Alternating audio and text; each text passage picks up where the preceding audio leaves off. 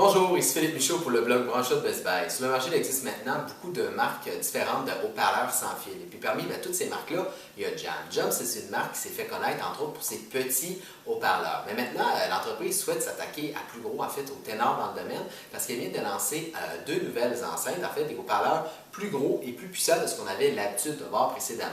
Voilà plusieurs jours que moi je les teste. Donc, dans les prochaines minutes, je vais vous livrer, c'est sûr, mes impressions, mais je vais aussi vous parler de la configuration et de l'application, deux aspects qui sont, à mon avis, aussi importants quand on magasine des nouveaux haut-parleurs sans fil. Donc, voici une meilleure vue des deux haut-parleurs côte à côte. Ici, à ma gauche, le Rhythm, ça c'est le haut-parleur d'entrée de gamme. Il convient pour les pièces moyennes. Placé comme ça, il produit un son stéréo, mais il peut également se placer comme ça à la verticale pour produire un son mono. Donc ça, c'est parfait quand on a deux haut-parleurs et plus et qu'on peut créer un son stéréo de meilleure qualité. Donc ici, après ça, à ma droite, c'est le Symphony. Ça, c'est le haut-parleur un peu plus haut de gamme, un peu plus coûteux. Il produit un son de meilleure qualité et plus puissant et convient pour des pièces plus grandes.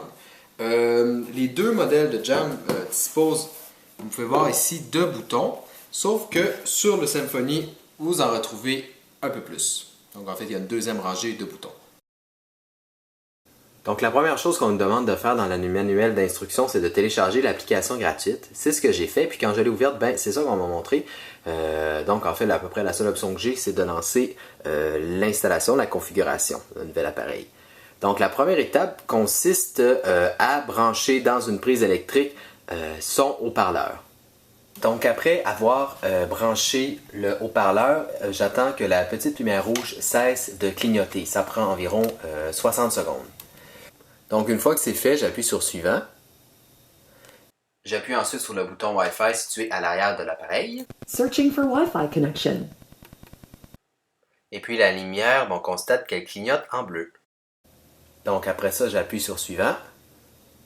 Et puis on me demande d'entrer automatiquement, en fait, je choisis automatiquement mon routeur et puis on me demande d'entrer le mot de passe. Donc, une fois le mot de passe entré, j'appuie sur confirmer. Wi-Fi connected. Et puis la dernière étape, c'est de choisir dans quelle position je vais placer le haut-parleur, soit à l'horizontale ou à la verticale. Et puis, Stereo sound. Voilà, donc j'ai un son stéréo. Pour ajouter un deuxième haut-parleur, c'est simple, j'appuie dans l'application tout simplement en dessous du premier haut-parleur et puis je suis les mêmes étapes qu'avec le premier haut-parleur que je viens tout juste d'installer. Alors voilà, j'ai fini la configuration du deuxième haut-parleur. Si je veux que les deux puissent jouer en même temps, parce que comme ça, les deux vont jouer individuellement, ça c'est parfait si vous en avez un, par exemple, dans le salon et un autre dans un bureau. Et puis, donc, si je veux créer un groupe, je tiens le doigt pendant une seconde sur l'un des deux et puis je le glisse dans l'autre.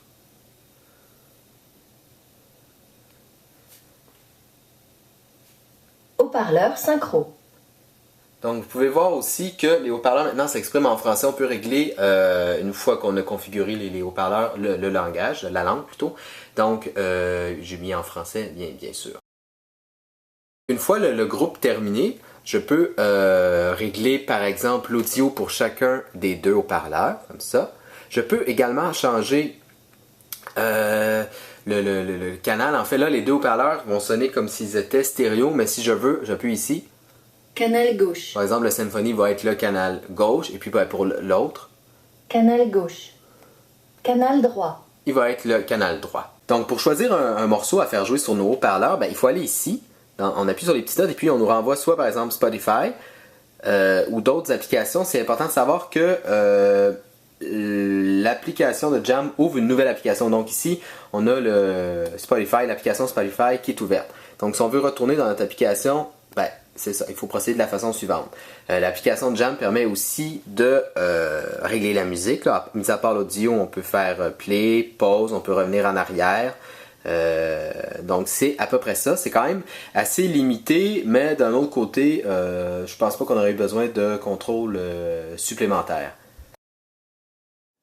Donc en terminant, je vais vous livrer un peu mes impressions. En fait, tout ce que j'ai à dire, c'est que le Symphony produit un son de meilleure qualité, plus enveloppant.